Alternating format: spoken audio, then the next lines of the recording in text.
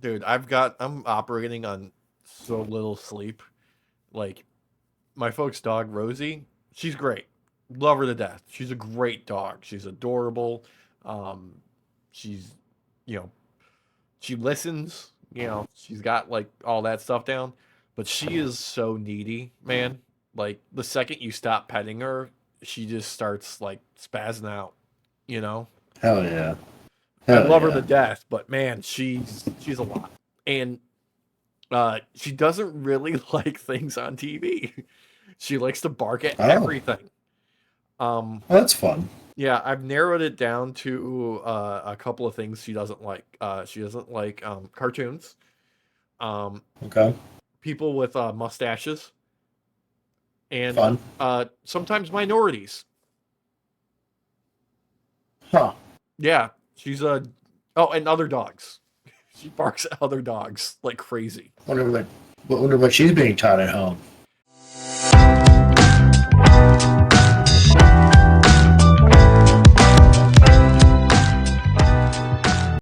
Tough to say. I mean, she was a rescue, and she is a German Shepherd. So, Well, okay, yeah, yeah, yeah. Police dog is kind of innate. Attacking minorities is kind of a thing for them. So, yeah, I say a cab. We're trying to get her out of yeah, that. a, a cab all day, baby. Hmm. Despite my Star Wars character literally basically being a space cop. So, Space cop is different from real cops. still a cab. Yeah, still a cab. I'm getting the feeling I can leave the Federation. What, go rogue? So, yeah, it's been giving me some options in the beginning where I was like, ooh, wait a second. Do I get to just say fuck it? I mean, that's something we I'm starting can to feel like fuck it. jump right into it off the top of the podcast if you want. Like, we could talk about some gaming before we get into WrestleMania because did you see all the backlash about Star Wars Outlaws? I did. I did. Dude, It's stupid. $130 for like 3 days early access and some skins? That's Yeah, insane. not worth. Not worth. No. The initial backlash that I saw before that those leaks came out was Mhm. basically just like, oh no, main character woman bad, Dude, and it's like, oh, all right. these But like then, nut jobs are getting worse with that shit because like I saw uh huh, like now they're getting into the like process of like using AI to like yassify all like female characters on everything. It's mm-hmm. fucking weird. It's so weird. It's stupid, and it's like that backlash was dumb, Hmm. but the backlash for like the monetary stuff, yeah, that's worth. Uh, that's it. These companies are getting going out of control with this type of shit. It's crazy. Dude, they do it because they know they can get away with it. I wonder Mm-hmm. if the people at Bethesda ever look back and be like, why did we ever charge $2 for horse armor? What have we created? I would have to say they are the ones who are at fault because they even meme themselves with horse armor in games that have nothing to do with Skyrim. So, Yeah. and you can still buy it. So it's crazy. It's crazy. But I mean, this is the way games are going. Everything's digital, so there's no like ownership anymore. Yeah. Speaking You're of basically just the oh, crew, go ahead. they're Yeah, like shutting down the servers. You won't be able to play anymore. It's gonna be deleted from people's libraries. You don't even get like the grayed out name on your like Steam library.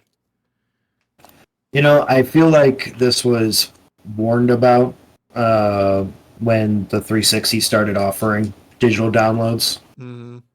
I seem to recall like Bruce and all them talking about this back in the day, like Yeah. early Funhouse type stuff. But yeah, like it's here. Like you don't own the games anymore, really. You just pay for access now. So I know there was some argument I saw about there being like some sort of like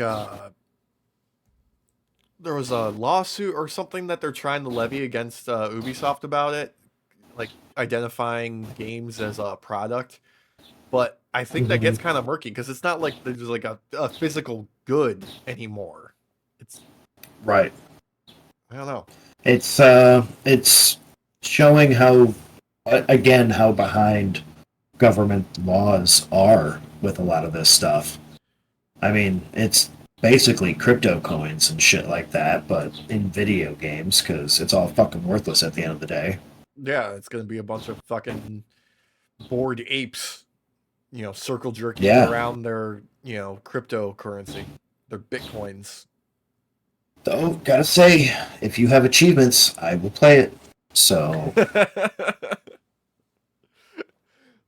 Look, I'm also gonna play probably Star Wars Outlaws for sure. I mean, I love me an open world game. I love me mhm. some Star Wars, but I'm probably gonna wait till it's on sale for like half the price for everything a year from now.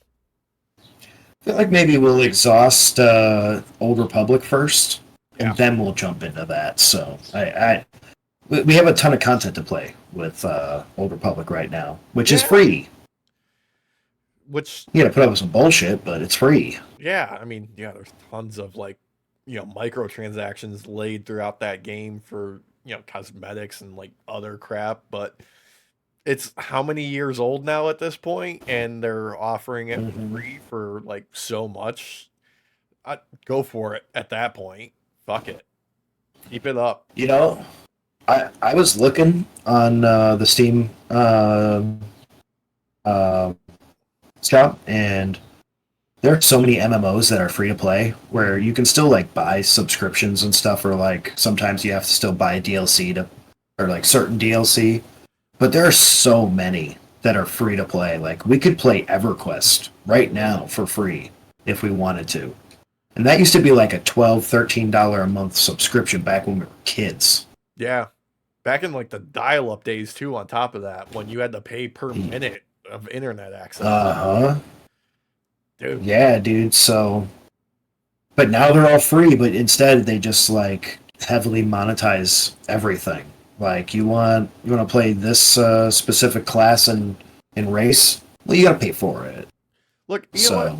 So, I'm fine with that though, because you're offering like at least a hefty chunk of the experience for free. You know? yeah, I It's agree. it's when there's like, a $70 plus price tag up front, and then you're gonna throw even more on top of that just to for some Mhm. basic stuff. It's obscene in my opinion. Or how about FIFA or Battlefront when they were doing the power card packs? Oh And my god, that's just gambling. That's all that is. yep, uh huh. And don't get me wrong, like the EU has been trying to clamp down on this, but again, governments tend to be like 5, 10 years behind these type of things on average. On average too. That's given credit. I mean, the EU is pretty far ahead of us as far as us here in the States is concerned on this stuff. Because, True. dude, you remember those congressional hearings that they held like last year where they were talking to the dude from like TikTok, and the ones before that where they were talking to the guys from Google, and they're like, no, you don't understand. We don't like, there's not a person directly controlling what you get in your search results. You're getting Hmm. things that are relevant to you because this is similar to what you've already looked for. Like we can't, it's based off of what your actions are, not what we decide. Which there's a lot to be said about constantly voting in dinosaurs that don't understand these things. Yeah, and they never will. Like, no, I yeah, I don't know. I worry. We're going to a point where everything is subscription based. You own no content anymore. Don't get me wrong. It's not like I don't stream stuff. I do. Yeah, Obviously, you guys know that. But it's crazy. It's crazy. it's we're on that like just and speaking of streaming, like we're on that Fallout, you know, timeline right now where everything is a product. Yeah, I wish we would hit that point though, where it was like, okay, I get it, Chet, you love me, but Mhm. let's understand that cousin loving. There's a level. Like I need to go get married now. Can't have kids coming out with webbed toes in the future. Exactly. Exactly. So I'm gonna go check me out someone at like Vault 33 or 31 in this weird alternate Fallout universe where vaults are connected. And yeah, How far are I'm you gonna into stop it? me some cousin living. 3 episodes. Okay. I binged the Three whole thing because episodes. I had nothing else to do while I was watching the dog. So, I was cooking, and Christina wanted to watch it. I wanted to watch it, obviously too. yeah. But yeah, man, don't get me wrong. It hits that Fallout vibe, Hmm. but it is its own thing. Because I was trying to call things, and I'm like, nope, can't really actually place this. It's like an amalgam of three, New Vegas and four, essentially. Yeah. So There's I saw some people on like the subreddit for Fallout being like, this is like on the level of like nitpicking, like this is pretty extreme. Like there's a level of like media literacy that's missing, but also like a gatekeeping level that's also happening. That's like kind of like fighting each other. That is making it like very hard for me to be like, oh, I'm a mega fan and I want to watch the show. Because I'll be straight with you. I watched the whole thing. I'm not upset about a damn thing they did in that show.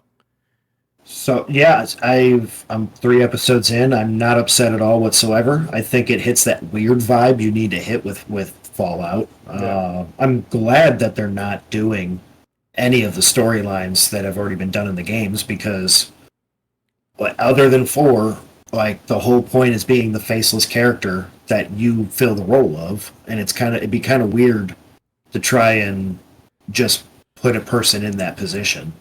Well, what was it? Um, The first one, the first Fallout, like you're just sent out for like a water chip or something, right? yep. And then the second one, you are the child of the first main Yes. character. Three, you're a completely different person Yep, from and you're that on the series. other side of the country Yeah, and then because one and two take place in New California, yeah, and three takes place in DC, or DC. and then the DC. fourth one is Boston, like that area, like Yeah, the Massachusetts. Massachusetts, like New England kind of Yeah, area. And then there's Fallout Tactics. I don't remember where that takes place, but I want to say that's probably the Mojave. yeah, and then New Vegas Uh, obviously takes place in New Vegas. yeah, in the Mojave overall. It's there's I want to say it's majority Nevada, but I think there's like a little bit that you go into Arizona and stuff for like the Joshua Graham stuff. I could be wrong, I just picked up all but the mainline games on Steam because they're on sale for like $50 altogether. yeah, I want to say it was a few months ago. I finished a playthrough of New Vegas again, so that's my favorite one Yeah, overall. it's But most people's favorite one. yeah, and funny enough, people don't realize how woke New Vegas is, how anti-fascist it is, and anti-slavery it actually is. That's Despite it giving you options, it still promotes these ideologies, and people have somehow been too dense to realize this. I People think have played it's it. yeah, I think it's the same story that we've seen time and time again, where you get these people that don't realize that when there is a form of media that is satirical, they don't realize that they are the ones being made fun of, and they are identifying with the characters or the situations that it's getting poked fun of. Yep. Like Yep. Helldivers, perfect example. I was gonna say it if you weren't. Yeah, Apparently, people are fighting real hard to keep pretending that the devs are not woke and that it's all satire to make fun of fascists and authoritarianism. It's kind of sad because, like, Starship Troopers, it's literally based off of all that. And again, the movie was satire. Paul Yeah. Verhoeven, like, was directly mocking the ideology of fascism. I mean, the book was So, far less satirical. yes. But Paul Verhoeven, you can't give that guy enough credit for being like on the pulse, for nailing something being so anti-fascist and so tongue Hmm. in cheek that it just like flies over people's heads sometimes. It's crazy because some people honestly think it's to promote fascism, or uh, doesn't promote fascism whatsoever and has no political leanings, which is surprising to hear. Yeah. I heard some lady here on YouTube was talking about Starship Troopers and how it's not anti-fascist, and you can't believe what Paul Verhoeven said about it. It these people will go to great lengths to believe what they want. I mean, they are in an echo chamber. It is insane because this stuff, like Helldivers, literally slaps you in the face with its point that this is satire. You are not meant to think that Super Earth and the government and all that is the good guys. I top of which like it's like right pretty explicit in the game and in the lore of like some of this is directly because of like the actions of Super Earth and like ultra capitalism. Like the bugs are there because they are trying to harvest and refine them for Mm-hmm. resources. Like that's why there's like an overgrowth of them and why they've continued The to persist. Yep, and the automatons. Super Earth attacked them first and took over their one of their like home planets, and There's is trying to colonize one of the other ones. yeah. So like I mean, I'm sorry, but if we're gonna say like automatons are bad, like that just slaps you in the face with irony because they're just defending themselves. I saw some material from, I think it was a couple of screenshots or a video clip from Helldivers recently where someone was examining one of the newer enemy types for the automatons, and there was organic material inside them. Yo, Yeah, which makes you think did Super Earth make the automatons then? yeah, like Which will probably be something like yeah, it's gonna that. be something So. like that.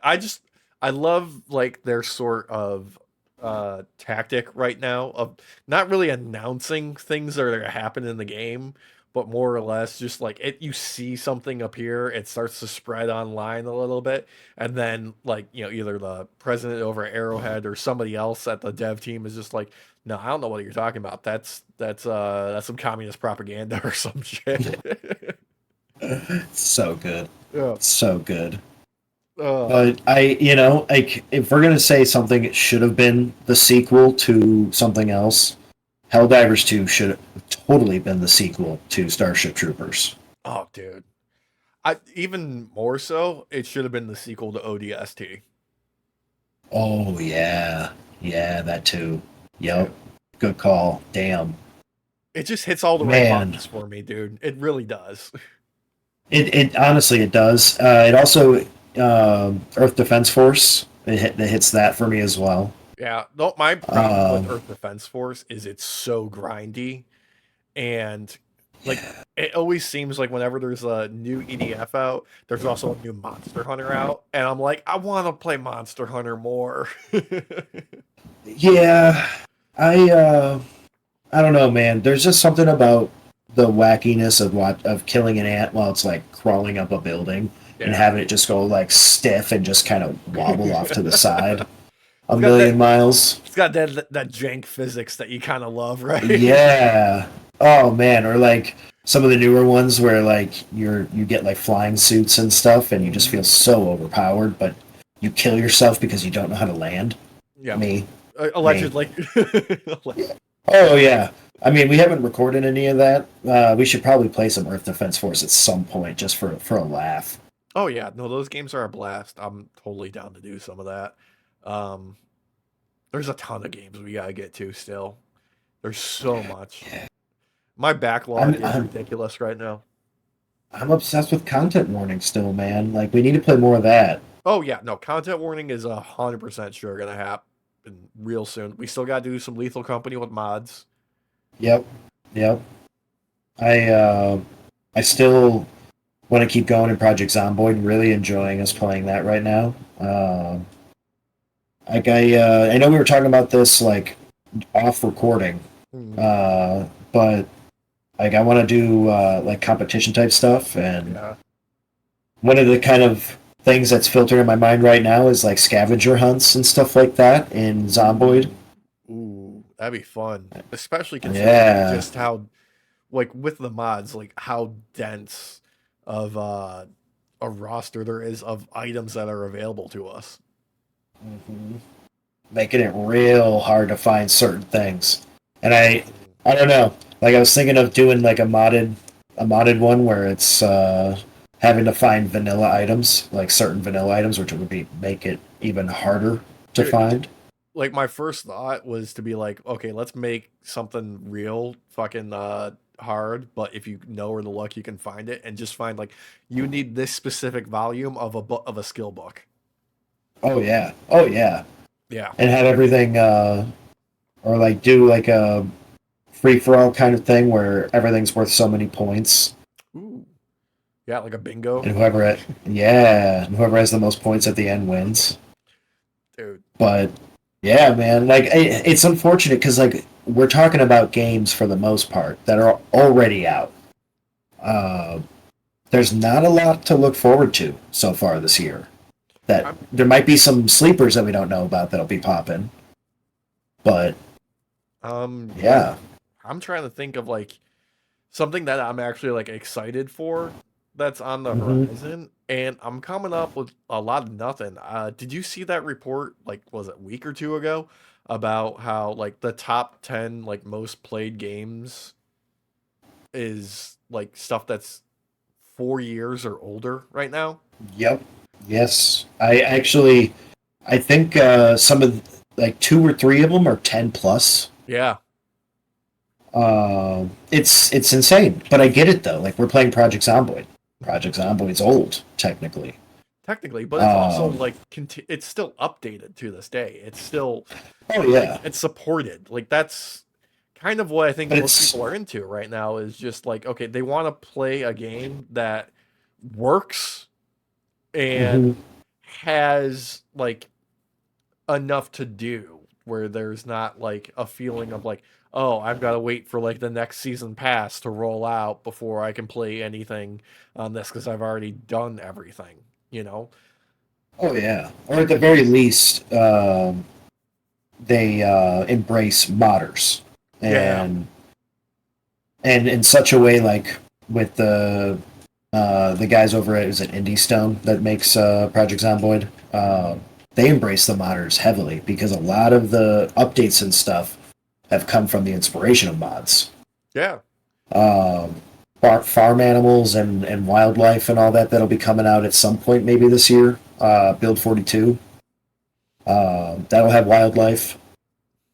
Basements and stuff are coming out, and that was all started off with mods. So, like, there's definitely a market for it because if you have a game that's constantly being worked on, Mhm. like, people are willing to throw money at it, hand over fist, because you know it's always going to be updated. Like old MMOs. Yeah. Uh, hell, like I brought up EverQuest earlier. EverQuest still has DLC being like put out Dude, people content. still play classic RuneScape. Yep. WoW. WoW still has a huge audience. Hmm. I think it saw a resurgence during COVID, It's not a during the resurgence lockdowns. because they also rolled out the classic WoW servers where you can go Yeah, back. true. Yeah, yeah, that's true. I forgot about that because before you had to play modded to be able to do that. Yeah, or on one of Um, the private servers. Because I used to do mhm. that in the old days. Because I couldn't afford a subscription to WoW, so I would just play on like one of the private servers because they didn't charge Yeah. anything, and I'd hop on there.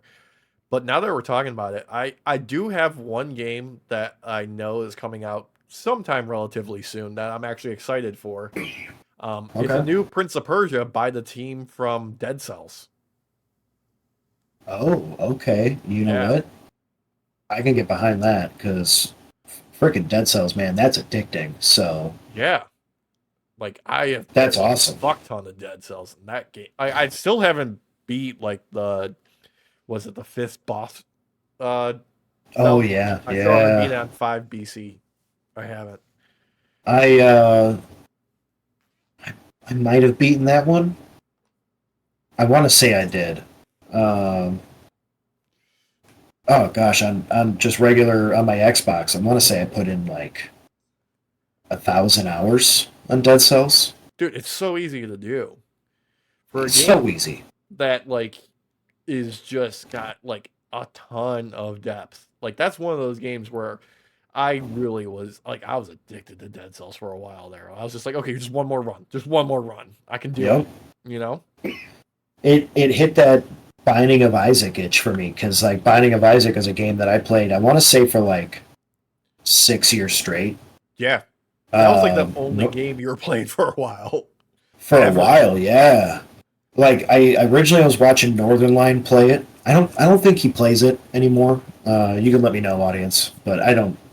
Maybe he touches it here and there, but um, I was addicted to that game, man. I would come home from work and I would play for like 3 hours, 4 hours straight, Mm-hmm. and go to bed.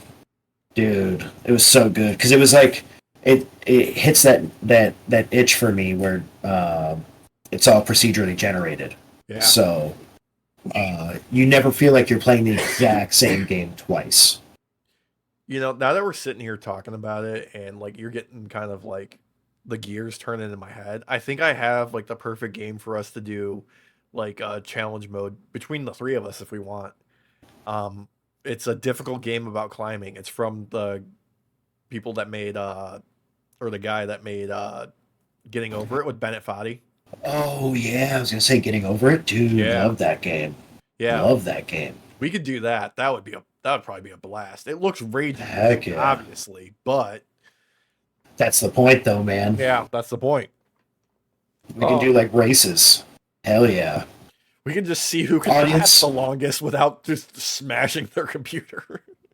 getting up and leaving, Yeah. just walking away. The Oh green man, screen will just disappear. just knock it over. I'm not doing But audience, if you have any suggestions for us, Yeah. let us know. Drop us a line. We would love to do some races, some competition based stuff, versus, we do have a couple ideas in the pipe. I will admit, nothing that's coming right away, but in the next few weeks, you might see something pop up. Yeah, you're giving them a little tease. Little tease, little tease. Yeah. But yeah, I mean, let's face it. We're talking about competitions. Let's cover some territory we didn't get to last week because we recorded ahead of WrestleMania night too, dude. Let's do it. Let's go. First off, we'll start with the first match of the night because this was I saw some of this coming, but not all of it. Seth Rollins versus Drew, man. Oh my god, that one a kickstart to WrestleMania. If I feel like it, come on, dude. I normally am not into when people cash in the Money in the Bank, but god damn, did it feel good to see Priest take the belt, man. I'm not gonna lie, like he's my bisexual Undertaker, Yeah. It was crazy Undertaker though. is serving cunt, as Rhea Ripley likes to say. Oh my gosh! But the match itself, though, like the actual match between Rollins and McIntyre, was awesome. I loved it. I love that like they played into Seth's knee being extremely injured. Mm-hmm. I think we all knew though that Seth was going to be dropping the belt. It just kind of felt like it was time. He's put the work in. Like, I understand that we all kind of view this belt as the workhorse belt, like the guy that defends it, or the person that defends it all the freaking time. I mean, that's And kind of Seth really. that's kind of like what they've set it up as. Like that's what they've kind of like labeled it as. Because like Hmm. originally when they first like kicked it off, like everybody immediately wrote it off as kind of like, okay, well they just created a new secondary title, not even a partner title to the undisputed belt. And I feel like there's a bit of like revisionist history happening right now with it, Hmm. with both Seth and Roman's reigns. A little bit of wordplay Yeah, there, not even that was nice. I liked intended. it. I liked it. Didn't mean to do that. It was cute. Yeah, because like let's face it, like uh people were really ragging on Roman for this extended run he's had. Just for dragging out for so long. The payoff was worth it, obviously. Yes. But people were also kind of ragging on Seth with this, world heavyweight championship and like kind of like not really giving it any sort of meaning. It's the old adage of like, the championship doesn't make the wrestler makes the championship. And Hmm. I mean, at the end of the day, I feel like Seth really brought it home with WrestleMania, you know? Oh yeah. I mean, honestly, I enjoyed Seth's run. 'Cause I think he also set a record for the longest without being pinned as well. Um, I don't remember, but I think I want to say it was like over a year without being pinned or something like that, like 400 days. But I I don't like seeing a belt pass around a lot, and I know that seems kind of ironic, having said that I loved how Damien took the belt Yeah. because it got passed around immediately. Hmm. But uh, I think when you're dropping the belt after that long, it's okay for that moment to for someone to cash it in. I think it has more impact. Uh, I think overall, I feel like Drew's not going to be sticking around long. As far as I know, Uh, his contract status is still up in the air. that same, yeah, I was going to say there's nothing I've heard that has shown that he's signed anything now. So it makes me wonder if that was him laying on his back. He got a win and then laid on his back on his way out. It's definitely possible. I hope not. I want him to stick around, but if he goes somewhere new, we'll end up watching him over there, knowing Yeah. us. So, because Drew's he's a great, great. Like he's just been yeah. on fire recently.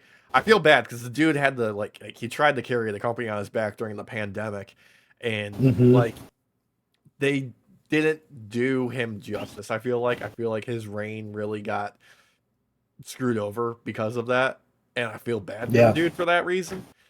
But at the same time, without that happening, we don't get this current incarnation of Drew, and I love this current incarnation of his character. I love it too. I think that tweet he put out of bored at work, lol. During the Well, match. During right the before, match. yeah, Oh and God, that was and good. then was it 2 hours later? Fuck. Just replied, "Fuck Yeah. yeah, dude!" Like his his social media presence, he knows how to play the game, man. He knows how to play the game because this is bringing eyes to WWE from people who might not actually watch WWE, despite having some sort of presence by maybe subscribing to him or following him on Twitter. Uh, but if he's gone, WWE is gonna lose huge because He that man, is a he's force, hilarious. dude. And Yeah. I'm gonna like, if he does not re-sign with WWE, I am confident he'll be fine wherever he goes because he's done it before when they released him last time, and he Hmm. completely transformed himself to become like similar to Cody, undeniable. You know? Oh yeah, and it it begs the question that I feel like needs to be asked. Like, do you feel like wrestlers nowadays more so than before not only know their worth but are willing to actually exert that? Because guys like Drew, Becky Lynch, you know, these people are worth money. They put Dude, on shows, they fill seats. speaking of, did you see that the WCW like payments to wrestlers got leaked from back in the day? Let me see if I No. can pull it up.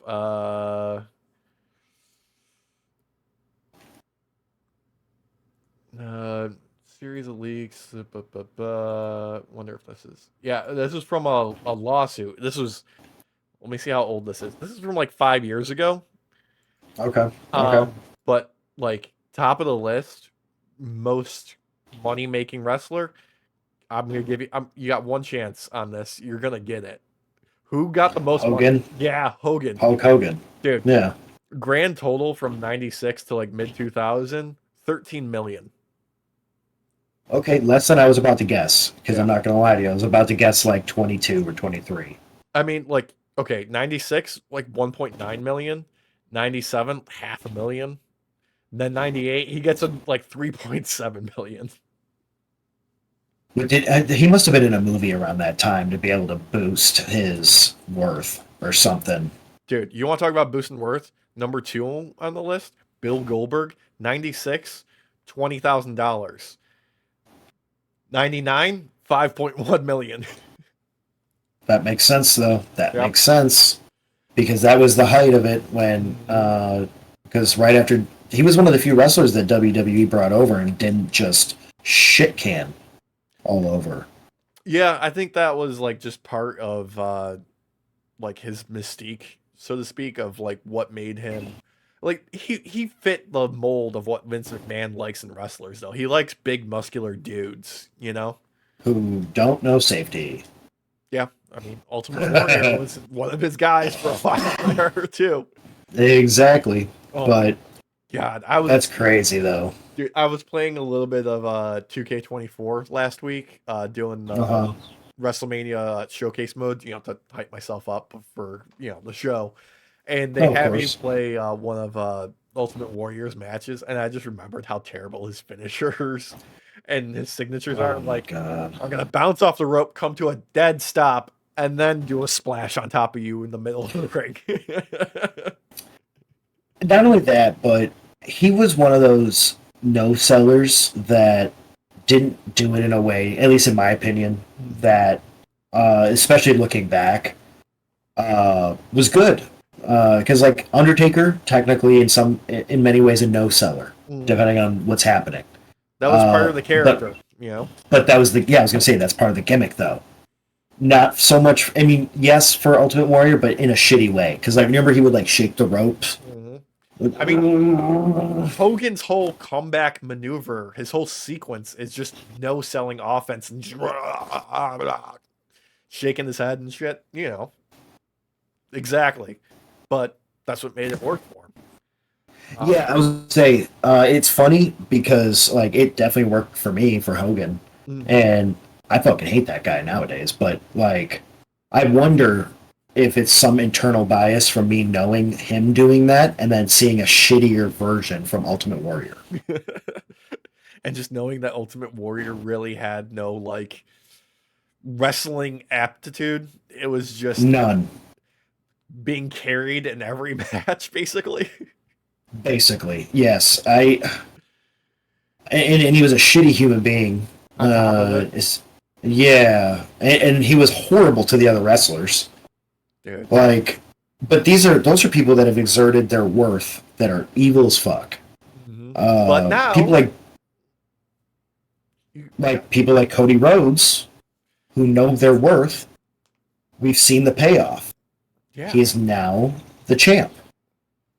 And so, fuck, dude. You want to just power through like the other things on the card? Yeah, because let's do it. Yeah. There's only like one other match I really want to get deep into, but real quick though, shout out though again to Damian Priest, man, because I am so happy that you took the belt.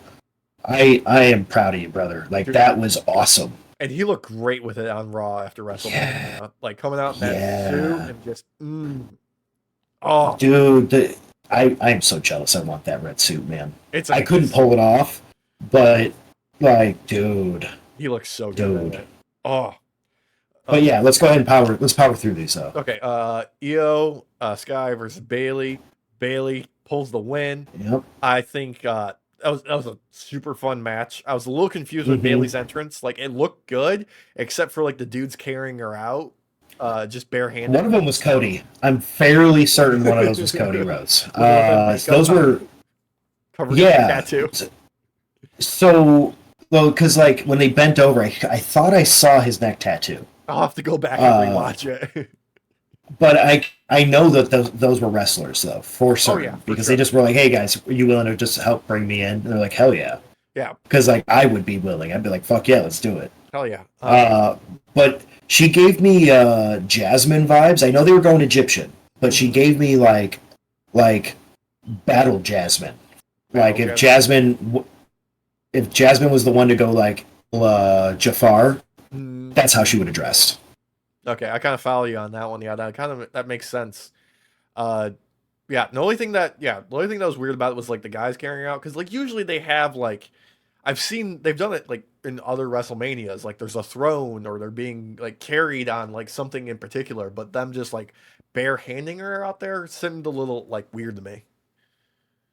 It makes me wonder if they're gonna actually make a throne for her though. Yeah, Like I have a feeling that was kind of like a test to see how this gimmick works now that she is coming in to take the belt. Spoilers, I guess. She took the belt. yeah. But For WrestleMania. If you haven't watched WrestleMania 2, what are you doing here? Come seriously, why are you listening to us and not watching that? I shouldn't be saying that, but fuck it. Yeah, no, fuck Like it. you should have watched that first. Should know better. Fuck. Seriously. But it was a great match overall. I love Yeah. Io. It was sad to see her drop the belt, sure. But if she was going to drop it to anybody, I'm really happy that it was Bayley, because this is long overdue. If she didn't take the belt that night, I'm still of the mind she would have ended up at AEW a lot sooner rather than later. Yeah, like she deserves it too. Like Bayley is, she's got like that John Cena ability to connect with the crowd as a babyface, particularly kids. That I think is very effective, and that's the kind of person you want carrying a title if you gotta have a face title, you know? Oh, I agree. And not only that, when it comes time to like drop the belt or something like that, or some wild turn, she's great at playing a heel.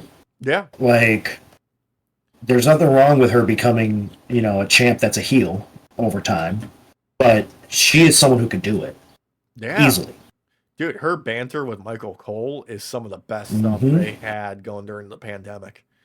I feel like if you're gonna have someone bring the women's division up in this new era, some people are calling it the Triple H era, the Paul Levesque era. I've heard it called the Renaissance era. Shout out to any of you on threads that have been saying that, and if you're actually watching this. If I'm not mistaken, the Renaissance era has been copyrighted by Cody Rhodes. Yo, okay. So he liked that one then. Yeah. I'm okay with that because I think the Renaissance era is the best one. Yeah. I think it fits the most, and I think, like we've talked about before, this is everything the Attitude Era could have been. Yeah, because like if you go back and really like watch the Attitude Era like week to week, it really is just like those prime moments that you remember as being exceptional. But there was a lot of just trash. There was a lot of just like, what is happening? This doesn't make any sense. Who the fuck are these jobbers? Like there was only like they had like the big moments with their headliners and their stars, and then it was just like a wasteland of whatever, basically. Like when you watch like those like condensed down era videos on YouTube that's like talking about the Attitude Era or whatever. They don't just show like random matches typically. It's usually like the highlights only because there's so much just filler in between. Whereas I feel like with this era that we have right now, that those filler points matter. Like actually matter. I love what they're currently doing right now, especially with having almost like a storyline throughout each show. Like they open with something, or it comes in like the second slot of the show, and that's carried out like in bits and pieces throughout the rest of the night. I really love that they've been doing that more. It keeps it Oh yeah. engaging instead of just being like stay tuned for, such and such type of thing happening. I feel like their storytelling has definitely gone up like a ton because Hmm. like it used to be in many ways, at least in my opinion, um, you would get like the beginning, middle, and end for rivalries Hmm. overall. But now we're getting for each show and for like the overall year a beginning, middle, and end. It's like each thing has its own structured storyline, and it just works. Like, don't get me wrong, I love AEW with the craziness, but this kind of structured path hits, man. It It hits. the long-term storytelling is at a new level with WWE that is fantastic, number one, but also like just sheer fact of like I know Triple H has said it before, I know tons of other wrestlers have said it before, but one of the problems with wrestling as a medium is it's like soap operas. It doesn't end. Like they don't have Mm-hmm. a season finale or a series finale. Like WrestleMania is the closest we get to a season finale with wrestling. Yeah. And like the fact that like okay, yeah, sure, that storyline wraps up. Okay, we gotta move on to the next thing, and Mm-hmm. they're they're tailing everything really good right now. And you gotta give the guys in the writers' room, you gotta give Triple H, you gotta give the wrestlers all credit because there's also the Yep. X factors of like people could get injured or something comes up, somebody can't make this show, and they're working it, and it's fucking great. I feel like, like guys that came in like Freddie Prince Jr. and Seth Rogen left a lasting impact when it comes to storytelling because like Seth Rogen, yeah, comedian, but amazing storyteller. Yeah. He knows how to structure a story from beginning to end, like a joke. Freddie Prince Freddie Jr. Prince Jr. having acting classes with wrestlers to help them, work on their craft. Um, honestly, I feel like they should have like really made an effort to try and find some capacity to keep him within the company because I Mm-hmm. I feel bad for the dude because like he obviously loves the business and he's got a great mind for it, but he's like, dude, I want to be a dad too. Like I can't do this, 360 The, days on the road type of thing. And yep, I was gonna say that grind ain't his style now, man. He's not yeah, there. He's a dad. He's yeah. he's just a dad. And all the credit to him for doing that. Like that's obviously the right decision for him. Oh yeah, yeah, for sure. I wish he was able to have like maybe like an executive, like Mhm. producer kind of position with the A writers or consultancy, something. something. Yeah. Yeah, because like his impact and stuff that I've watched over the years is profound. Like the dude is an amazing actor. Mhm. Uh, his ability to make you remember his characters is it's crazy because like obviously we all watched Star Wars Rebels, Yeah. and Kanan is one of the best parts of that show, at least for me. Yeah. Other than Chopper, of course, but going all the way back, man, to War like criminal chopper. yeah, dude, I love Chopper, dude. He's I such know a you war do. criminal. He Me and him is. would be best friends. Um, but like the Scooby Doo movies, like Oh, those were his great. his rendition of Fred, man, so good. Fucking just fire, Fucking fire. nailed it. Took the most like white bread boring character in all of Scooby Doo and made him memorable. Oh, dude, and he went full ham with it too. Like it was awesome, so good. So like I feel like these type of guys have actually left some sort of lasting impact. I just wish they had more of a role still. So Yeah. Uh, you can feel it in subtle ways too, especially with guys like that can connect with the audience and just catch fire like LA Knight. Because hmm LA Knight and AJ Styles, like, I think it's funny that like one of the best matches AJ Styles ever had at WrestleMania was with an LA Knight, who's not like a technical high flyer or really that like good of a wrestler. Like his in the ring, average. yeah, his in the ring stuff is fine, but like his hmm character, his mannerisms, he gets over with the crowd just by being like this guy that you want to win, you know? He he's got Riz for days, man, and he backs it up with at least average wrestling. Yeah. If he wasn't a safe wrestler, or at least cared enough to do anything like that, he would. I don't think he'd be as relevant. I think it's wild to me that it took LA Knight to make AJ Styles relevant again. It's weird because I love AJ Styles. I make fun of the guy all the time. Don't get me wrong, because of his Karen haircut and everything. But the dude is awesome.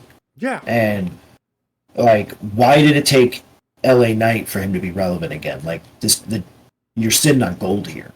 Dude, AJ Styles is undoubtedly one of the best to ever do it. But I feel like particularly like him and like Shinsuke, when they first got to WWE, like they made a huge impact, undoubtedly. And then like after like their first year with the company, they just like shifted into cruise control mode. You know? Yeah, I agree. And it makes you wonder how much of it's on the wrestlers and how much of it's on management and writing. And just like adapting to kind of like the WWE like house style for doing matches. Yeah, doing body style. Mm-hmm. It sucks because like AJ, amazing wrestler, very technical if you let him. Shinsuke as well. Like Shinsuke's slide tackle DDT Yeah. is one of the coolest things in wrestling right now, in my opinion. And it is like a sleeper. Like they don't really show it off as much as they should because you're not really seeing people do this. No. He's got it's like sad. I remember when Shinsuke like made his debut and he just had this like enigmatic energy about him that's like almost faded now at this point. Yeah, I feel like he's just a shell of himself at this point, which is sad. I think he's like you said, going through the motions. Just get my paycheck, get it done, and just put over the next wrestler. Yeah. Fuck it. And if that's what he wants to do, that's what he wants to do. Just, make his money before he retires. Sure, go for it, dude. Like, you've earned it. Like, all those years in Japan, like, you put in the work. But I feel like AJ might be, like, setting himself up for, like, a resurgence here. And, like, I feel like he's, like, building himself up to, like, okay, I'm going on, like, one last, like, monster run before I hang it up. And just, put the gas to the floor till the tank's empty. I agree with that. I feel like this could also be one of those deals where it's like, if they don't use me right, I'm gone, and I'll go somewhere else to finish my days. Yeah. Which would be fine, because I feel like most places would be able to use him. I mean, he just passed the milestone recently where he's been in WWE longer than he was in TNA. Just recently. Oh, yeah. Yeah. Yeah. And how about that presser fight between him and LA? Because honestly, that was one of the highlights of the lead up to WrestleMania for me. I don't even think that was at a presser. I think that was at like a meet and greet at oh, is that what it like was? WWE World, yeah.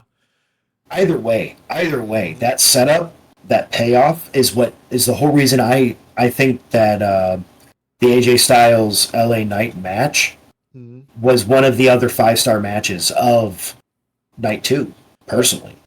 I mean, speaking of something I didn't give two turds about was the Pride versus the Final Testament. Like on the lead up to WrestleMania. Like I honestly, like I love Bobby Lashley. I love the Street Profits. Those are some of my favorite guys working right now. But I couldn't give less of a shit about Karrion Kross.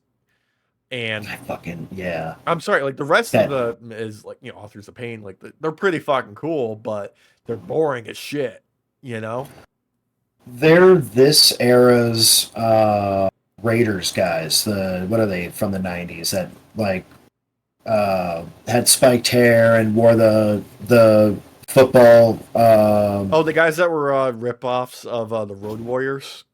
Yeah, Road Warriors, yeah. like there's a reason you hear the word Road Warriors pop, because like people were over the moon for Road Warriors. But whatever the budget one was, man. There was a couple of them actually. There was a few. Thinking about it, there was like at least there was a few. There was like a half dozen of them at least on TV.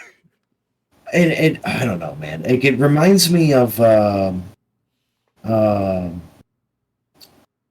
God, what's his face from back in the test from back in the 2000s. Yeah. Rest in peace, test. Because he was actually a pretty good guy. It seemed like Yeah. with some of those like behind the scene interviews and stuff I've seen.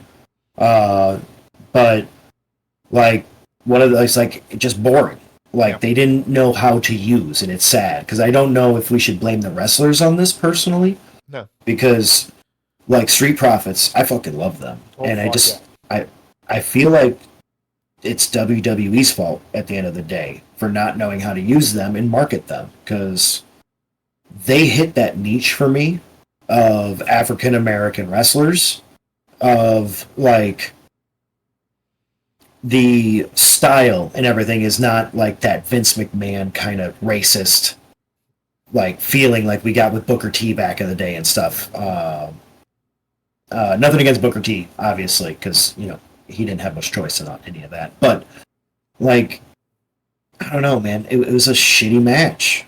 Like, and I feel like what's his face, Monet. Like, dude, he hustles hard as fuck to get on WrestleMania to get every fucking show, and it's like, yeah, he made it to WrestleMania, but at what cost? Because fuck, that match was awful. And I don't think it was fully their fault. I think that was management's fault still. It just had like no build to it.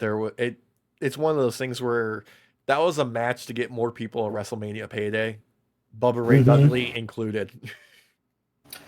You know, that was one of the best parts about the match. I I was happy to see him back. I will admit it was fun to see him back, and I think it was correct for him to play along with Street Profits and Lashley. Yeah. Uh, but I don't know. There was no hype for this match whatsoever leading up, and not only that, did you like Dawkins looked like he's trying to take over the ring general kind of outfit. His Yeah, a little jacket that bit. he came out in, Yeah, a little bit. yeah, Yeah. Maybe there's something happening there where Gunther's gonna, do a shift in his wardrobe, and Dawkins is like, let me cap that right now. yep. I'm wondering, man, because I was like, yeah, that kind of fits, dude. That's some drip on you, brother. Like, hell yeah. Dude, Dawkins and Tez, man, they got fucking style. Mm-hmm. I feel like that's And Bianca's influence on them. 'Cause- oh, 100%. yeah. 100, especially watching their reality TV show, 100%. Hmm. I just feel bad for them because I feel like they don't know how to use them. Yeah, and Maybe like they don't know how to market themselves correctly to management. You know, it could be a number of things, but either way, it's unfortunate because they're great. I they're love them. so fucking great. Yeah, shout out to Street Profits. Shout out to Bobby Lashley. Hell yeah. Dude Yep. is like how fucking old, and he is still a beast. Dude. Them, Dude's jacked, brother. dude, Dude's jacked. he's got traps like the size of both of our heads. It's insane. His lats have lats. Like, Dude, that's his the thing. cum gutters, dude, Dude, that dude has a bidet because he can't reach to wipe. for real. I would not doubt it. I seriously wouldn't doubt it. Because, like, he's always like this. Like, dude. And he looks great in the goddamn suit. Goddamn. But he's another one of those, man, where if you just let him be him, the crowd gets behind it, man. Yeah. Like, Especially I if don't you know. let him off the chain like the ECW Bobby Lashley days. And like Dude. I've seen that dude throw himself through a steel cage and was terrified. Like he is a beast. I don't expect to see him do crazy stuff like that anymore because of his age. You know, got to play a little bit safer. But let that man do one last like freaking bull run, man. Like just let him go wild because he is gonna give you fucking gold and a broken china shop, but gold. Oh, I love it. Okay, the next one is Logan Paul, Randy Orton, KO. This one was actually one of my highlights because it had like the WrestleMania moments that I kind of look for, where it's a Hmm. bit over the top, it's a bit silly, and it's just fun, you know? I feel like this match really kind of showed off the loose structure that some storylines have. Hmm. Um, like, don't get me wrong, this whole Randy Orton KO kind of team up kind of deal was great. I loved it, especially when KO reversed it in the golf cart to go pick up Randy. Awesome, loved Yeah. it. I feel like that was totally unscripted. He was just like, you know what, fuck, I'm gonna go pick up Randy. Yeah, like they felt And natural.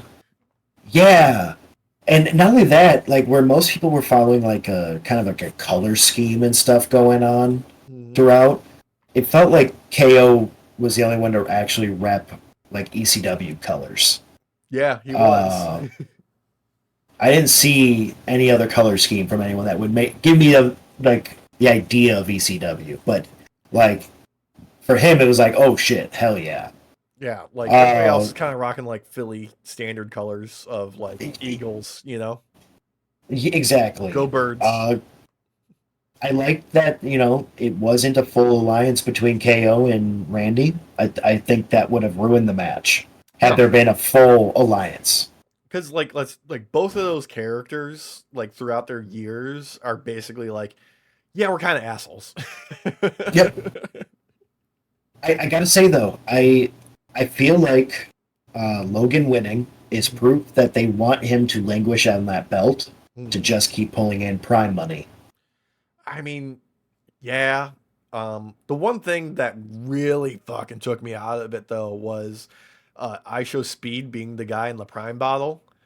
Like, Yeah, dude, do a Google search on Logan Paul's fucking people that you bring in first. Like that dude, I only know who he is because I know he pulled out his meat live on YouTube. yeah, he's had quite the sordid history, let's say, I guess, on YouTube and Twitch and all of those. And, I was really fucking surprised to see him. I was expecting KSI. I kept saying that it's KSI in that bottle. They're Yeah, pulling this shit again with KSI. But it's the same gimmick. It's just with, different guy. different guy. I like that Randy at least barked at him Hmm. uh, before hit him with RKO. But god damn, that I don't know, man. That was weird.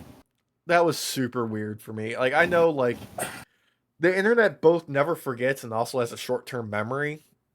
Mm-hmm. So I mean, it got tons of like fucking whatever engagement on the internet afterwards on the social media platforms that WWE's on. So that was what they were going for with it. Um, but really, I could have just watched KO and Randy beat up Logan Paul for a good hour, and I would have been happy with that. That's what I don't know if you remember my prediction, but my prediction was Logan was going to lose the belt to KO. Yeah, It just felt right to give KO the belt. And I'm not going to lie to you, I really thought that was going to happen after what happened with Sammy and Gunther. yeah. So And then the lead up it to him walking out there, like it felt right. it But felt right. It no, didn't happen. Which we talked about this last week and I think the week prior, but WWE and wrestling storytelling in general is very known for rug pulls yeah. and swerving.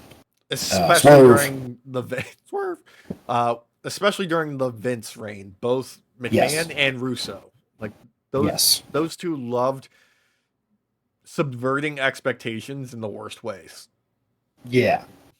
Now I'm not going to sit here and say that that was my favorite match, but it was still a damn good match. But I do believe, yeah, that Logan is going to be stuck with that belt for quite a while, Hmm. and he's just going to languish there until he's forgotten and not needed anymore, and then they'll just dump him.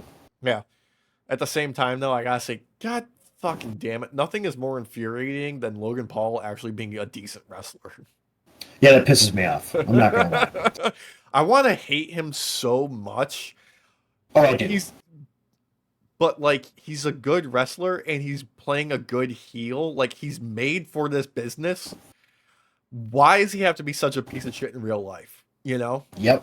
Well, I mean, we've talked about this before when we were doing the Yep. tier list, which we still need to finish. Yeah, we do. Uh, wrestlers be pieces of shit, man. Yeah, Not all, but a yeah. lot, just a lot. Just And a lot, yeah. Especially like, a couple like the 80s. Like, oh boy, that's a oh, messy era. there's some neo Nazis in there and shit, Cool. and some KKK members and shit. Like it's fucking wild. Cool. Let's just power through. Yeah, Let's go to the real thing that we need to talk about when it comes to WrestleMania Night 2, and that's Roman versus Cody. Bloodline rules for the undisputed Universal whatever championship they're gonna call it now. Fuck yes, I'm not. dude. This was a 5-star match that almost wasn't a 5-star match for me. Yeah. It felt like Bloodline rules meant nothing. Mm-hmm. Uh, Maybe they had something else planned initially for it. It just kind of didn't work out the full way. They still hit the story beats, though. Yeah.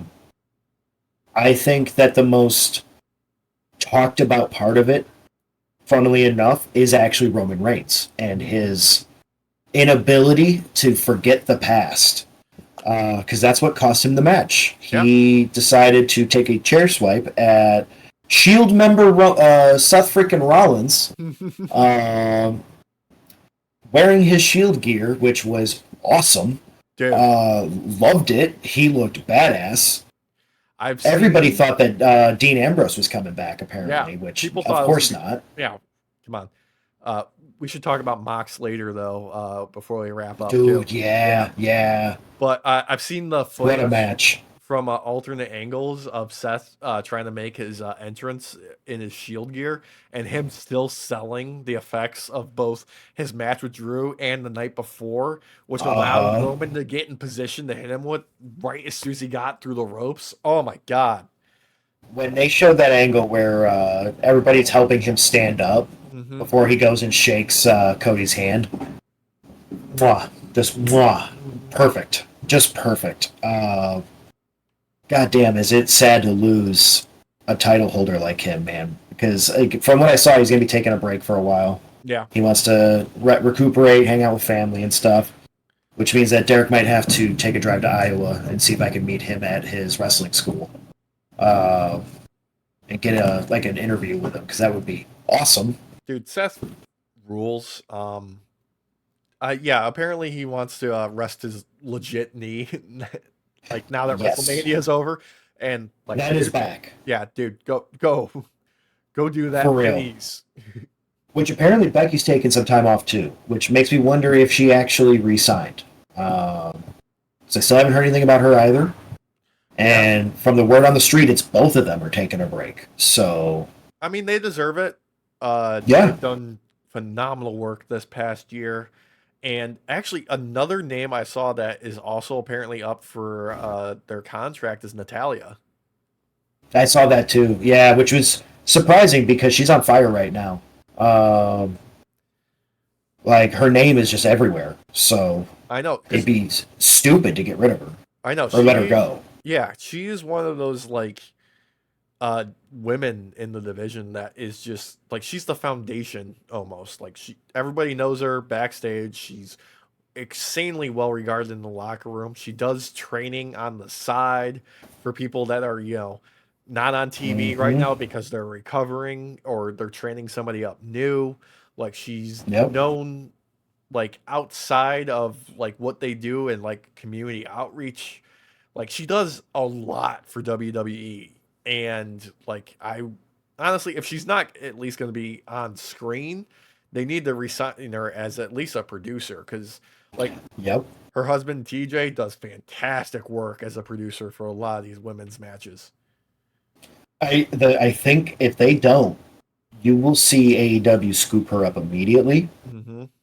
At the very least, at a producer level. Yeah. To help bring talent up, so they're not always having to rely on older talent coming in from other venues.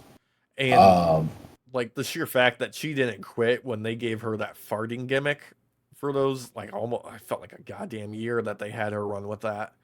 The fact that she didn't quit over that is enough reason to be like, no, give her what she deserves. Fucking A. Not only that, like her time in training these people, bringing them up, a lot of these newcomers that are going through the like indie circuit and all that for WWE. Mm-hmm. I mean, not every wrestler is willing to do that, man. That says so much about her. Mm-hmm. When it comes, like, she cares about the industry as a whole, not just like kayfabe or their own gimmick. Yeah. Like, Especially that's with huge. their like sort of new mandate of not necessarily like going and hunting and scouting indie wrestlers, but instead finding like college athletes to recruit and train them from the ground up. Like you need Hmm. somebody like Natalia backstage in the performance center working with these kind of people. Otherwise, you're not going to get your Tiffany Strattons. Mm-hmm. You know, Yeah. Um. like, God. it's unfortunate, but another one that's taken a break for a while is going to be Roman. Roman's taken an extended break. I doubt it has anything to do with leukemia, like many people keep bringing up. Mm. I think he's just tired and needs to rest and wants to start a new gimmick because there's a new member to the bloodline and Tama Tonga. Yeah. Word on the street is behind the scenes, him and Roman don't get along whatsoever. They actually vehemently dislike each other. Or at least at the very least, Toma does not like Roman. Because there's rumor mill going around that Roman is going to be flipping back to a face So during this. how familiar are you with Tomatonga? I'm pretty familiar Yeah. with Toma. He's very good at making connections. He's a great addition to the bloodline. Yeah. And you know, Bullet Club, you got Finn, you got AJ, like there's more Hmm. to dig into there. Oh yeah. It's pretty interesting because like I mean going like post WrestleMania, like some of the stuff that we've seen develop with the bloodline, The Rock, with Roman. I saw Roman, I think it was while Raw was airing or just before, he posted on Twitter, just like, Hmm. okay, now we start anew, and it's just him on the Day treadmill. one. Yeah, day one. Day one, baby. Yeah, Yup. just him on Dude, I doing cardio. Like, that leads me to believe there's enough going there. You know, you got Rock saying he's got to go away for a little bit. Poochie has to return to his home planet, and he's going to hmm come back for Cody. So there's stuff there to build off of, and now you've got Tomatonga and Solo on SmackDown just recently hmm taking out Jimmy for losing to Jay. So we might see what Bloodline movie Wolfpack. scene was that, man? Yeah, you called that. That Yeah. was your call. But that moment there, I don't remember what movie it's from. But that where they take out Jimmy, that's from a movie. They replayed a scene in a movie, a crime movie, where they take out one of their guys for falling short, Hmm. and it's a kill scene, and it's basically the same. It's not one for one, but it's damn near. Uh, Goddamn, dude, Solo finally maybe getting some good play. Like, Yeah. come on, we were just making fun of him for losing so much the other week, and it's unfortunate because he shouldn't be. He's a good freaking wrestler. He's good at selling shit. Like, And that's the thing that's so interesting too with Tomo coming in because like take Solo and then turn him up to 11 and you've got Toma because he is just a faster, more powerful, more charismatic Samoan to bring in. Like the dude is money. I feel like he's being used to elevate Solo because Solo's already more of the quiet type. He fits perfect as becoming the tribal chief in that sense. Yeah, and Toma fits becoming the new enforcer. Yep. And Jacob Fatu, another one coming in now. He's also on. Yeah. Uh, so we'll see where he falls, but that's a dude. It keeps building. I think it was Paul Heyman who said we're in the third inning with the bloodline, and it's starting like the pieces are starting to come together about what he actually meant about that.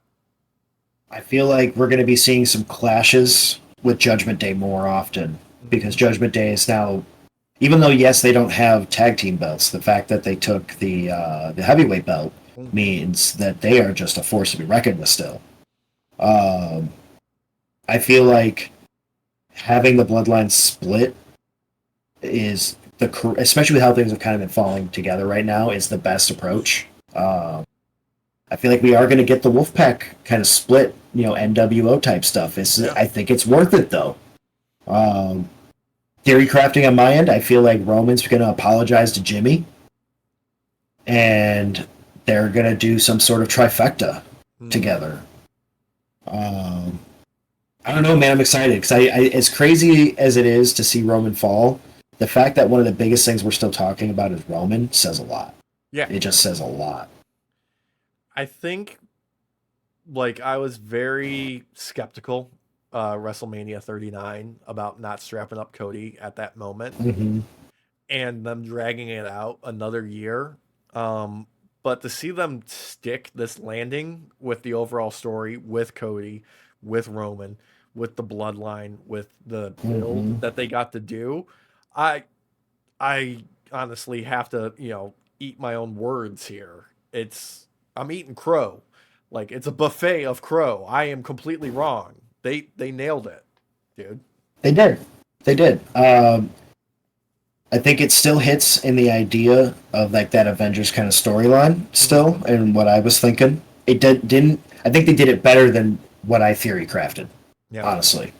And I was wrong. It wasn't Stone Cold that came out at all, but fucking Taker showing up. And actually, some words come out. They couldn't reach a monetary agreement with Stone Cold, so they brought out Taker instead. Yeah. Honestly, I think it still works. It's fine. I loved seeing him run away with security surrounding him. It was so funny. The memes that have come from this now. Dude. I think the only downside to all of this is that now The Rock feels like his little people's champ belt is worth something. I think that suits his character, though. Like this version of The Rock that we have currently. I think that does suit this final boss Rock that exists, where he is... Yeah. His ego has gotten to the point where he's like, no, I should have my own championship belt. Like... It doesn't matter that it's not there's no lineage or anything like that with it, or I'm never gonna defend it. I need a chunk of metal to carry around. I need that 20 pounds of gold around my waist.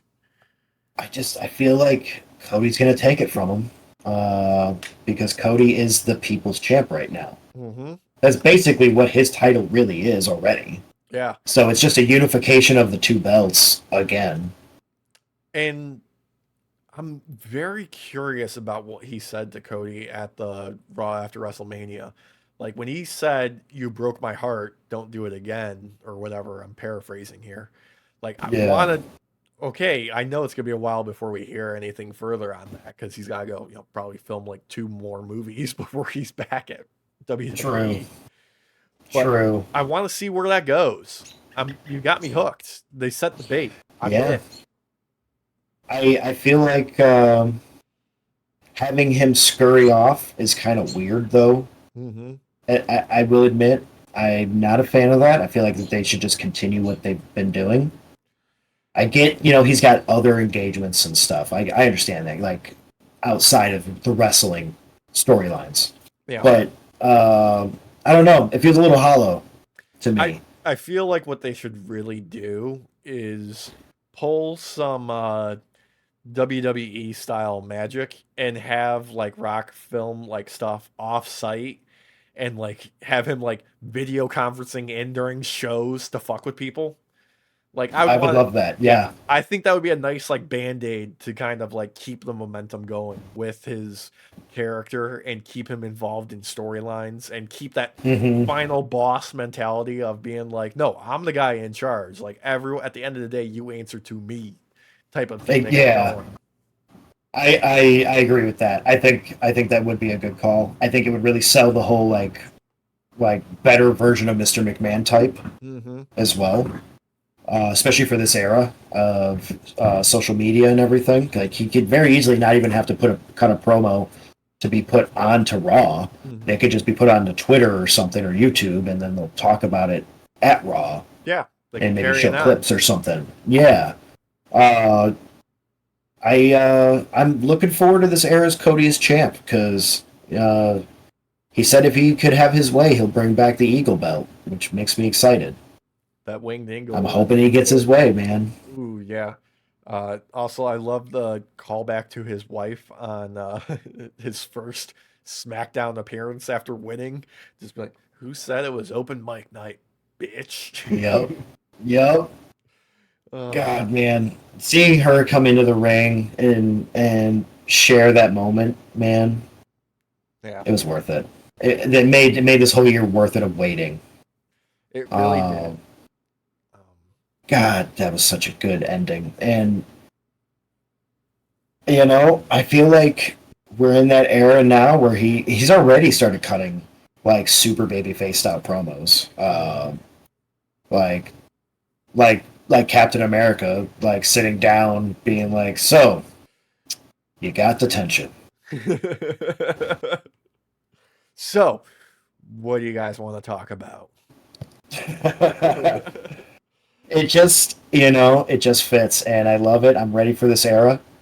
I'm excited for this era because it is now, in my opinion, it was already a contrast between AEW and WWE. I think this cements it Yeah, personally. yeah. Um, since you brought up AEW, dude, I gotta get this like off the top of my dome here with them airing CM Punk's footage of Yeah, backstage at Wembley. At the end of the day, I think it's a mistake. I do too. I I do think too. I think it I don't think it was a mistake getting the footage out there. Let me clarify. I think it was a mistake using TV time to do it. I think the best case scenario, you leak it to TMZ or you post it on Twitter and leave it at that. Hmm. I will commend the Bucks for attempting to weave it into a storyline with FTR. Yes, I think that was them trying to make chicken salad out of chicken shit. Because, and honestly, FTR sold it enough on their end. yeah, they did. Uh, I don't think it's a good storyline in general, but on their end, they did great. That was good. Yeah. Um, I think Tony saw the reaction and hopefully he takes it to heart. Because at the end of the day, from what I saw, there was like essentially two camps that erupted. There was the camp that, they love CM Punk, and just saw this as like, well, he didn't fucking lie about anything. And then there was the people that were like, okay, he kind of did, and he was rightfully fired, you know? Yeah, I feel like I sit in both camps because, like we've talked about before, CM Punk Mark. You know Hmm. what I mean? Like at the end of the day, I absolutely love CM Punk, but he was in the wrong for this. Yes. And while he didn't lie, it was not exactly the truth. But that's to be expected. It's fucking Yeah. CM Punk. He's always playing into kayfabe. And on Like, top of which, let's be honest with ourselves here. Like, if you're retelling a confrontation that you have, you're telling it from your perspective. You're gonna get some of the things a little bit off because you're, biased to yourself. and adrenaline. Like, Yeah. it's hard to sometimes remember once adrenaline wears off. But I, I, I think it was overall, this might be one of those things that's a long term bad decision Yeah. for AEW. Uh, Here's what I hope. I hope this is like the final nail in this. Like now that Mm-hmm. the footage is out there, like there's not going to be any more people who are there like talking to dirt sheets or people who think they know or people who were close to either Jack Perry or CM Punk who are going to like play this up for clicks. I feel like this is like I want this to be the final like okay, it's done, it's over, we can move on. Honestly, I think it sets it up for a CM Punk return to AEW one day, personally. I think that's one of the few things that is maybe a glimmer of hope out of it for themselves because they can make a storyline out of it in the future. Yeah. Um I think I don't think he will, no. but I think the best thing that came out of this is actually working for Jack Perry right now. Uh, mm-hmm. Windy City Riot just happened. He came out. He had the jacket with Crimea River painted on the back. The crowd Yep. was singing "Oh, Cry Me a River." He's Yep. I think he's primed to actually be like a good heel now with this kind of heat on him. His scapegoat merch sold out like that day, I think, or maybe Yeah, the day after. with the I think Uh, like in line with the footage airing, I think it did. yeah, and I'm not gonna lie to you, man. I went to go pick up that shirt and I wasn't able to get it. Yeah, that's So right. I'm gonna wait I for the will get next it one. at some point. Yeah, I will get one, yeah. But I don't know, man. I think it's a non sequitur at the end of the day. yeah, Overall, I think if this had come out when this was all still hot, this would be a different story. I think this would be a lot bigger of an issue. But it's been what, 2 years now? it's A been year? not even that, dude. Like this is However long it's this has been like August. okay. Well, yeah. No, you're right. Yeah. No, COVID has messed up my sense of time. But Mhm. overall, I feel like this had to happen within the first month of all that going down. Yeah, This needed to come out. Otherwise, it's nothing, and it should have just you could have just let this sit on a shelf, and no one would have cared. So, I don't know. I'm I'm sure there's gonna be somebody else is gonna have this to say or have that to say. Um, Honestly, at the end of the day, I feel like all of us watching it were Chris Hero in the footage, just hands in the face, just being like, "Oh, fuck." yeah. As much as I made fun of him while watching it, yeah, that's everybody Yeah. because that was cringe as fuck, man. And afterwards, it was like, seriously, why did this have to even happen? Like, And dude, the worst part of it is they didn't even pop that high of a rating. don't get me wrong. Yes, they did better than like the previous week or whatever, Yeah. but by like 100,000, Yeah. it wasn't that big of a jump. Yeah, it So, it makes me sad because like I love what AEW can be. Um, mhm, I just wish they would lean into more of their strengths. You know, same. if you want to be the alternative to WWE, then be that. Like they've made WWE better. That is unquestionable. Like competition is Hmm. healthy. Like this is like how capitalism should work. Like there should be competition that makes products better for consumers. That's how capitalism should work. I Yep. just like AEW needs to fucking like step up their game right now. Like Yeah, be different. Be different. Don't try and beat them at their own game. and I feel like they were onto something with Sting's retirement. Like Yeah. that that whole show from beginning to end, almost every match was near 5 star. Almost every match of It that show. it felt good. Like that was a good pay-per-view. Like you walked in with expectations and then not just Hmm. meeting but exceeding expectations. Like Yep. that's what they're good at. They're good at building up good matches that have the payoff that you want and not being disappointed by getting what you want, you know? Oh yeah. I feel like they need to start leaning into this New Japan roster that they've picked up Mm-hmm. and go heavily into getting wrestling fans primed for these grudge style matches and stuff you would see in New Japan because that's a great way to separate themselves from WWE Yeah. and stay relevant. Yeah, they need to highlight their differences and put them in the forefront. Hmm. Another thing that Because like, dude, did you? I don't know if this is like 100%. I don't know if this is just fucking banter, but apparently Mercedes Moné isn't wrestling until Double or Nothing. yeah, I heard that too. I don't know if that's true, Like, but I did hear that. I don't know. that's a I think that's a stupid move if that's true.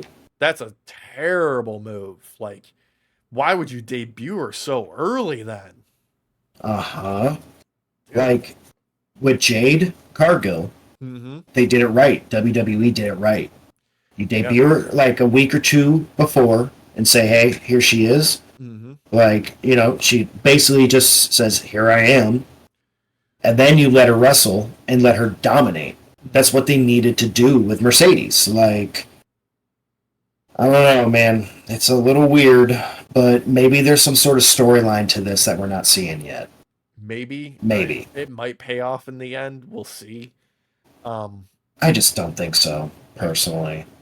I think they I think they overhyped themselves after Sting's retirement, and they didn't lean into those strengths that they still had at that point. Because I don't know, it's just weird.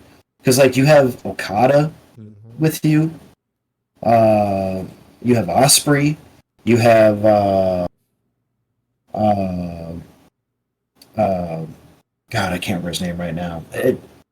I can't remember the guy's name off the top of my head. It doesn't matter. Either way, you have this great set of talent from New Japan that literally set the bar that New Japan itself has not been able to meet since. So why squander this? Why squander it? Like, lean into it. Just lean in. Dude, speaking of New Japan, new IGWP champion John Moxley, the first modern day Triple Crown champion. Like, Yep. hell yeah, dude. I love me some Mox. Dude is like the ace of like any company he goes to. Dude, he puts on your minimum with him is like 3.5, 4-star match. Yeah. Always.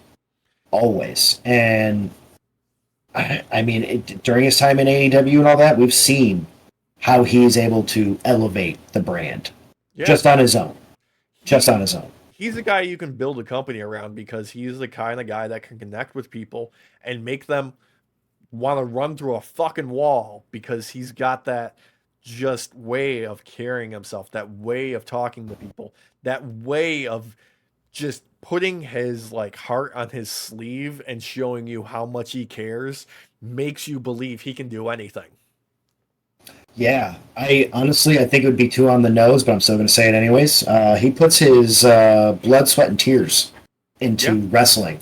And if any of you audience have seen this match where he just won, he quite literally put blood, sweat, and tears. dude, he it's been a while. Like he was being like he was cutting back on the bleeding for a while there. It feels like he was saving up for right now. Dude, I was like, he is this is a pint. This is a pint of blood minimum. Luckily, we keep an extra pint as humans in the brain. Yeah. So I see he also joined your mentality of like, okay, we're just gonna keep it nice and trim now. The receding hairline is like, okay, we're just own it. bring it down, just rock it. Just own it. Even though it looks really bad right now. Oh, I sound so much louder with it when I have the headphones kind of off. I'm like, oh my god, I'm real loud. Oh my god. You're just passionate. Am I normally like this loud? Like, oh, Yes. blah, blah, blah, blah. Yeah, that's exactly how you sound all the time, God. dude. Fuck me, man. I am such an asshole. Dear Lord. Dude, we're a group What of a assholes. fucking prick. That's how What we a are. fucking prick Derek is. Oh, And you know editing Derek's just gonna be like this fucking goddamn This asshole. fucking He's guy. blowing out everybody's audio again. I know, dude. I dropped you down to like halfway.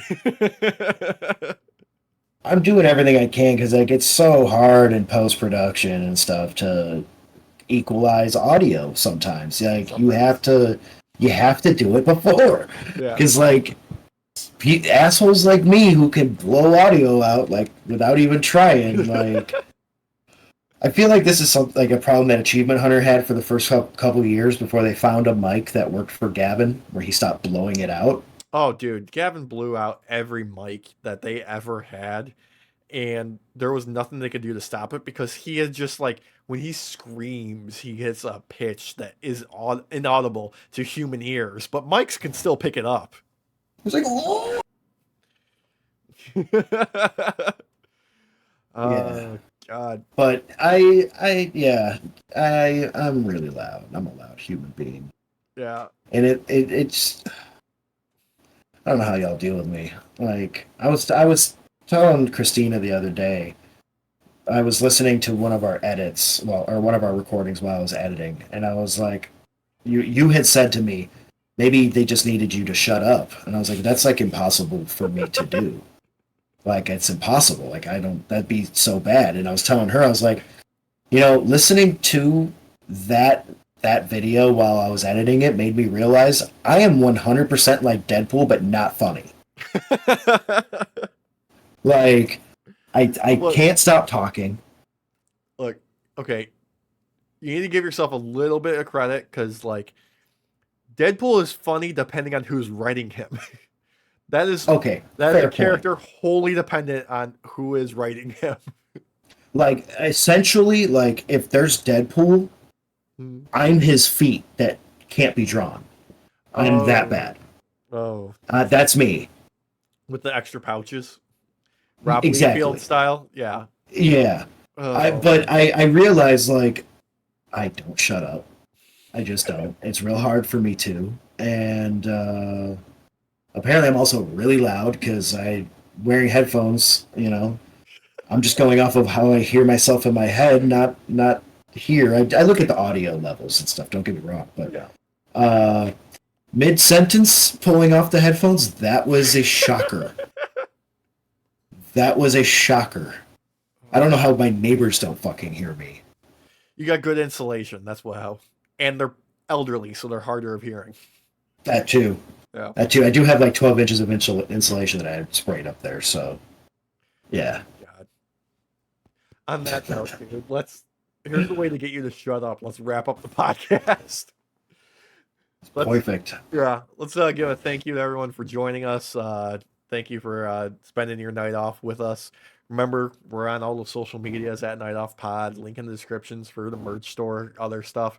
Uh, Yep. Subscribe to the channel if you haven't already. We've got other content. We've got some more stuff coming out this week. Highly recommend you watch our newest series that's gonna happen because we've already recorded one that we already want to play some more content warning. That game's a blast. I absolutely love it. Yeah, I gotta say that was some of the best content we've made too. dude, it was super fun. I don't think we've ever hit that many views before. YouTube's a fickle beast, but SpookyTube I think is where we're at, where we get the views. Because let me tell you, we got some 20K views in one of those little films when we were catching ghosts. Maybe that's what we need. Maybe we need to go become legit ghost hunters. Dude, we should do that. But like, because of the fact you don't live near us, you should be somewhere else, but act like you're with us. Okay, no shot. Like, okay, I'm planning. Me and my girlfriend, the wonderful, amazing girlfriend that I have, Cynthia, are planning a trip to Salem this year. Nice. Just before Halloween. You guys want to meet us in Salem? You want to go hunt some ghosts in Witchtown? I might be able to swing this. We'll have to try. Hell yeah, I would love it, dude. Yeah. Alternatively, there is still I haven't been to New Orleans. That's on my bucket list. So that's another one we could do sometime in the future too. I've only been to the airport because of work. Yeah. But I can tell you, even from the airport, New Orleans smells like piss. And on that note, let's say goodnight because New Orleans smells like piss. Because New Orleans smells like piss. Good night, Gotta everybody. love it. Love you. Good night, everybody.